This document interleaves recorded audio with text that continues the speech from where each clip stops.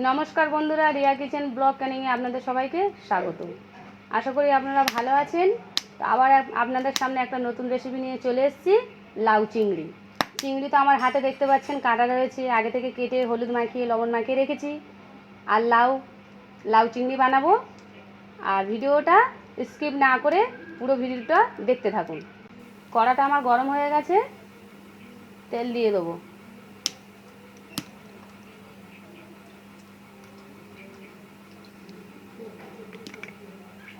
তেলটা আমার গরম হয়ে গেছে, চিংড়ি মাছগুলো লবণ হলুদ মাখিয়েছিলাম তেলে দিয়ে দেবো।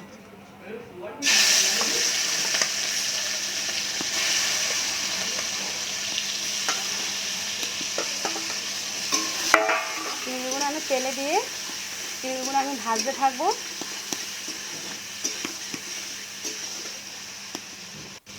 চিংড়িগুলো আমি তেলে সুন্দর করে ভেজে নেবো, ভেজে পরে আমি ফিরে আসছি।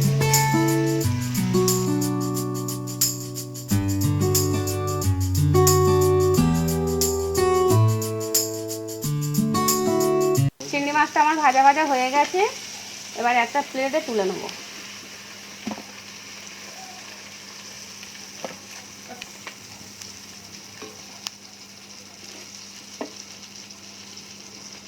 এই চিংড়ি মাছ ভাজা তেলেতে আমি কালো জিরে দিয়ে দেবো, দুটো শুকনো লঙ্কা, দুটো তেজপাতা দিয়ে দেবো, একটু কেটে রাখা টমেটোর কুচি দিয়ে দেবো। এই লাউ আগে থেকে কেটে দিয়ে রেখেছিলাম, লাউ এতে দিয়ে দেবো।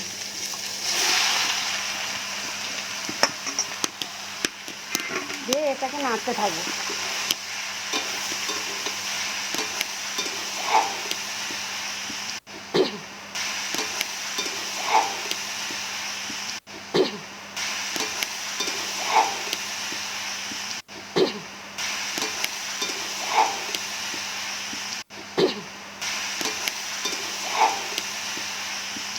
লাউটাকে একটু নেড়ে চেড়ে নিয়েছি, এবার থালা দিয়ে একটু ঢাকা দিয়ে দেবো।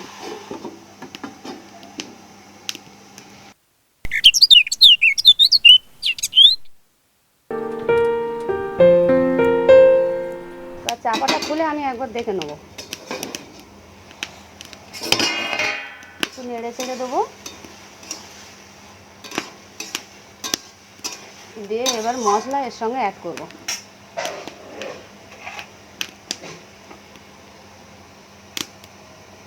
লবণ, একটু হলুদের গুঁড়ো, একটু লঙ্কার গুঁড়ো,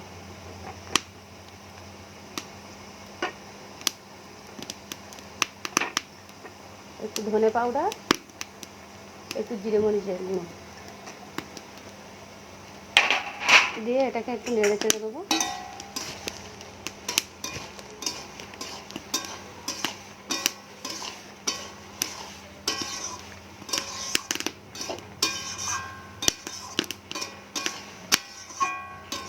মশলা দিয়ে দিয়েছি, দিয়ে একটু নেড়ে চেড়ে একটু আবার ঢাকা দিয়ে দেবো।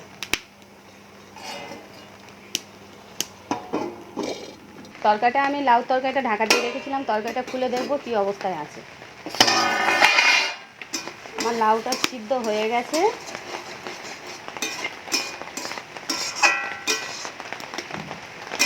লাউটা আমার সিদ্ধ হয়ে গেছে, ভেজে রাখা চিংড়িগুলো লাউর মধ্যে দিয়ে দেবো। দিয়ে এটাকে একটু নেড়ে চেড়ে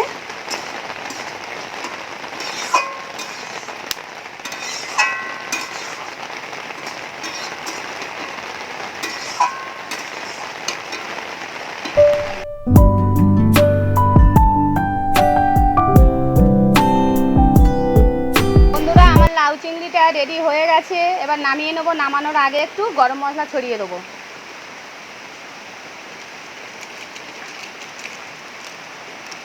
গরম মশলা দিয়ে এবার একটু নাড়িয়ে চাড়িয়ে এবার তরকারিটা আমি প্লেটে ঢেলে নেবো। আপনারা দেখতে থাকুন, সঙ্গে থাকুন। যদি আপনারা খেতে চান বন্ধুরা চলে আসুন। আমার রান্নাটা হয়ে গেছে, লাউ চিংড়ি। আমার লাউ চিংড়িটা হয়ে গেছে, এবার তরকারিটা আমি নামিয়ে নেবো বন্ধুরা।